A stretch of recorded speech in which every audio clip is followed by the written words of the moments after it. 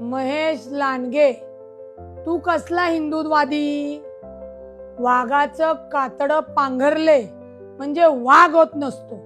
खरा वाघ आमचे अजित दादा आहेत. ते तुला तुझ्यासारख्या लबाड लांडग्याला कच्चा खाऊन टाकतील. चिंचवडच्या देवस्थानामध्ये मंदार महाराजांना गण लावून भोसरीच्या घराची एनओसी कोणी घेतली? आठवतंय ना? लोकांना आठवतंय.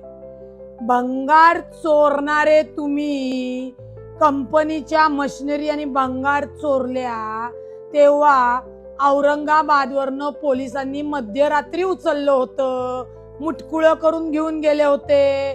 तेव्हा जे अजितदादा आहेत त्यांच्याच पांघरुणाखाली होते. विसरले का तुम्ही? सातत्याने उचलली जीभ लावली टाळ्यासारख्या बोलताय. कोणत्या महिलांच्या बांगड्यांचा आमचा अपमान करतायत की आम्ही बांगड्या घातल्या नाहीत? बांगड्या आमच्या स्वाभिमानाचं प्रतीक आहे. त्याच्यामुळे आम्ही ज्या अजितदादांच्या बहिणी आहोत त्या बहिणी तुला ठोकून काढू, हे लक्षात ठेवायचं. आणि अजितदादांवर बोलताना तोंड सांभाळून बोलायचं. तुझा वस्ताद तुझा बाप नक्की असेल, परंतु राजकारणाचा लंगोट अजितदादांनी तुला घालायला शिकवला.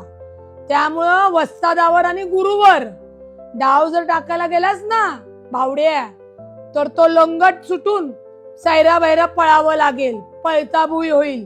त्याच्यामुळे अजितदादांवर बोलताना, टीका करताना आपल्या खालचा अंधार बघून बोललं पाहिजे, याचं भान ठेवलं पाहिजे.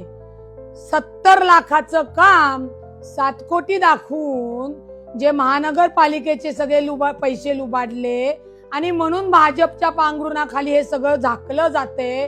म्हणून आज गुरुवर डाव टाकण्याचा प्रयत्न सुद्धा करू नये, हे लक्षात ठेवायचं महेश लांडगे. नाहीतर आम्ही सुद्धा घरात घुसून ठोकून बोलू. म्हशीच्या धारा काढत होता, म्हशीच्या धारा. लंडनला कशी काय कंपनी झाली? कुठनं झाली? धारा काढून झाली. सगळं निघेल, सगळं. तोंड सांभाळून बोलायचं माननीय अजितदादांवर. नाहीतर याद राखायचं, याच बांगड्या घालणाऱ्या महिला अशी काय चपराक देतील की नुसती पळता भुई होईल.